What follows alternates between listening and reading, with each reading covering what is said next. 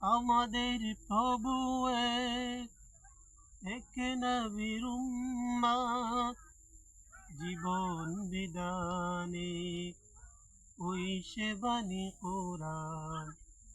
আমাদের প্রভু এক নবীর উম্মাহ, জীবন বিধানে ওই সে বাণী কোরআন। তবে কেন হে মুসলমান, এক হও করি আহ্বান। তবে কেন হে মুসলমান, এক হও করি আহ্বান।